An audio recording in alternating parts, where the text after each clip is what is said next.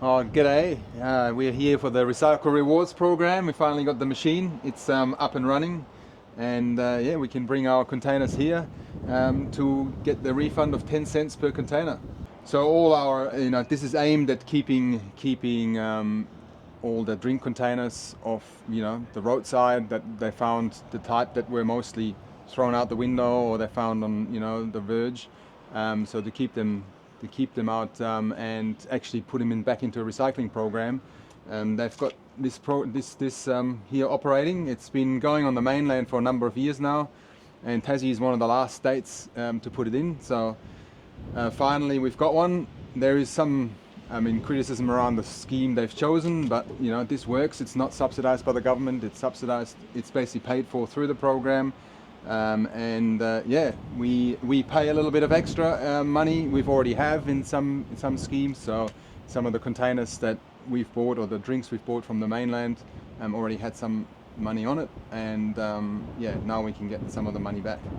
You think it's going to save us a lot, as in a lot of cans and bottles not going into the waste, not into the landfill? Absolutely, particularly here on King Island, as we don't have a recycling set up. So there's a number of people that bring their recycling to the Charles Street transfer station, and you can still bring your containers that are not accepted in this machine to Charles Street. And there's bins outside that you can put your plastic or your aluminium. So if you've been, for example, crunching up aluminium packaging to make a ball out of your wrappers, aluminium wrappers and the likes, that also goes into the recycling scheme. So not for donation, but gets recycled.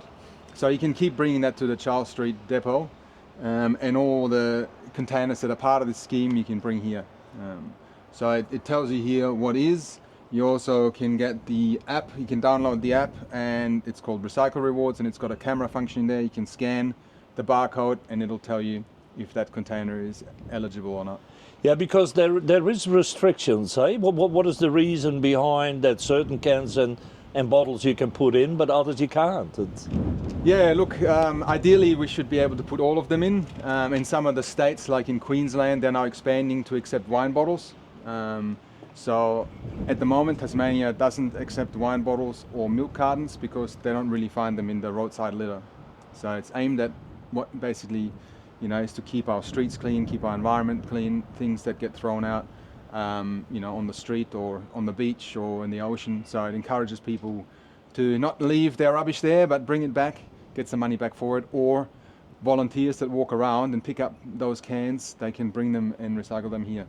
So now I put all my cans and bottles in there that it accepts. Where do they go from here? They're not going back into landfill then, are they?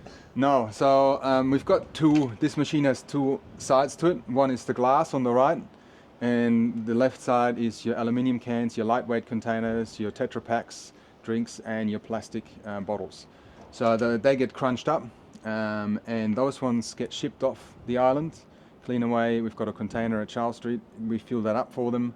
The council is responsible for taking that to Charles Street, and then they ship it off to I think it's Melbourne, where they sort of sort it as part of the recycling stream, and the aluminium goes back into the system, gets reutilized. The plastics you can get recycled. I mean, you can get your shopping bag or whatever that's made out of recycled plastics. A lot of products these days made out of 100% recycled plastics, so it goes back in the system. How does it work? Sure. What do I do? So there's two options. You can either just come with your containers to the machine and just go for it, basically. So there's glass or aluminium, and yeah, just place it in. The machine will detect it. You can hear the aluminium getting crunched up, and the glass will be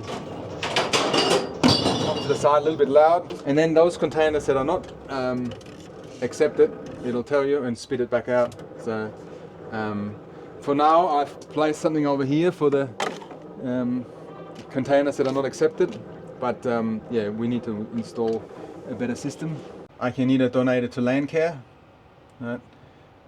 Or if I have the app and I've scanned the app, then I can donate it onto the app. Otherwise, it'll print out a voucher, and that voucher you can take to the IGA, and they'll credit that on your shopping. Now, for those who don't know you on the island, you're quite new. You're fulfilling an actually new role at the council. Tell us a bit about it. Yeah, so they've specifically created this waste management role, waste coordinator role that focuses on sorting out some of the recycling issues we've had on the island. They've looked at what's it worth in the past, what does it cost to ship things off the island. So for the council to do that was too expensive. As part of that scheme, it gets basically funded through the scheme, so they can do that. And then we will look at other waste streams like cardboard and composting, and possibly other packaging for recycling. So the project for cardboard I'm looking at is to turn it into a burner fuel, so briquetting it, compacting it, and utilizing as a wood replacement. And for some of the composting, that'll be a bit of a longer term trial, but it's basically look at the organic waste, keep that out of household rubbish, and then we can set up a composting scheme, and then hopefully the leftover rubbish is actually relatively clean packaging that then can be utilized for like a waste to energy project or other types of reutilization, with the aim that, say, by 2030 ideally, but might take longer, we don't have to landfill anymore.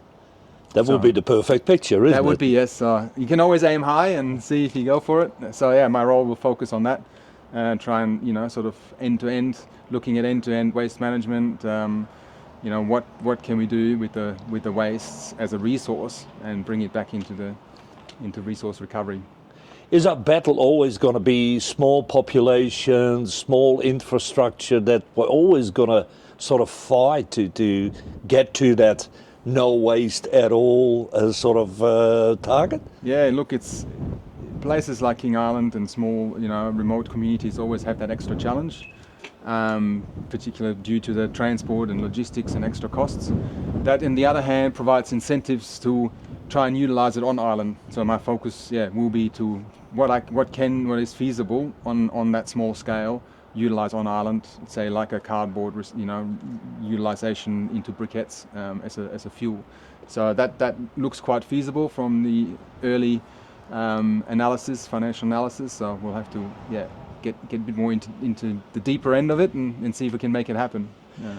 Now, what would you like to say to our residents here on the island when it comes to the recycle rewards? As we mentioned earlier, by bringing the containers back here, they basically stay out of landfill. We, get to reutilize them. They stay in the system. Means also, we have to get less aluminium from mining. Recycling, the whole circular economy principle works quite well. So it helps with that.